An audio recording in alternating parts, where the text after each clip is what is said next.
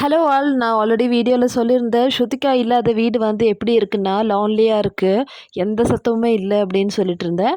So அதே மாதிரி தான் வந்து நடந்திருக்கு பாருங்கள். இப்போது மார்னிங்லேருந்து இப்போ ஹவுஸ்மேட்ஸ் எப்படி தெரியுமா இருக்காங்க, ரொம்பவே இப்போ சோகமாக, இல்லைனா சோகம்னு சொல்ல முடியாது, ஏன்னா ஸ்ருதிகா போனதில் யாருக்குமே வந்து அங்கே சோகம் கிடையாது.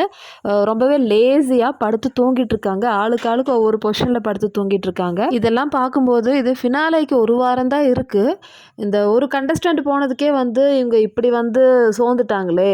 ஸோ அங்கே எனர்ஜி பூஸ்டர் யாருன்னு கேட்டால் ஆல்வேஸ் நம்ம ஸ்ருதிகா தான். ஸோ ஸ்ருதிகா இல்லாத வீடு எப்படி இருக்குன்னு பார்த்தீங்கன்னா ஆள் இல்லாத டீ கடை மாதிரி தான் இருக்குது. டீ கடைலாம் பெருசாக இருக்குது, ஆனால் ஆளுங்க இல்லையே, அந்த மாதிரி தான் எனக்கு தோணிடுச்சு மக்களே. ஸ்ருதிகாவை வெளியே அனுப்புறதுக்கு இந்த ஹவுஸ்மேட்ஸும் பிக் பாஸும் சேர்ந்து என்னெல்லாம் நாடகம் போட்டாங்க, எப்படிலாம் வந்து அவசரப்பட்டாங்க. ஏதோ ஸ்ருதிகாவை அனுப்பிட்டு தான் வந்து இவங்க கேம் ஸ்டார்ட் பண்ண போகிறாங்க, அந்த மாதிரி ஒரு திங்கிங்கில் இருந்தாங்க.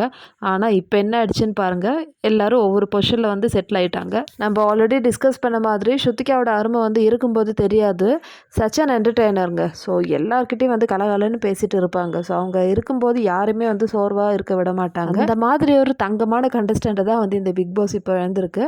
ஸோ இனிமேலாவது ஸ்ருதிகாவை ரீஎன்ட்ரி சீக்கிரமாக எடுத்துன்னு வாங்க. ஏன்னா எப்படி இருந்தாலும் போன கண்டஸ்டண்ட்லாம் வந்து வருவாங்க இல்லையா. ஸோ அந்த ஒரு இதில் வந்து ஸ்ருதிகாவை ஃபஸ்ட்டே வந்து உள்ளே அனுப்பிடுங்க. அப்போ தான் வந்து ஸ்ருதிகா யாரெல்லாம் வந்து என்னை வெளியே அனுப்புனாங்களோ அவங்களெல்லாம் வந்து வச்சு செய்வாங்க. அது பார்க்கறதுக்கும் நம்மளுக்கு ஹாப்பியாக இருக்கும்.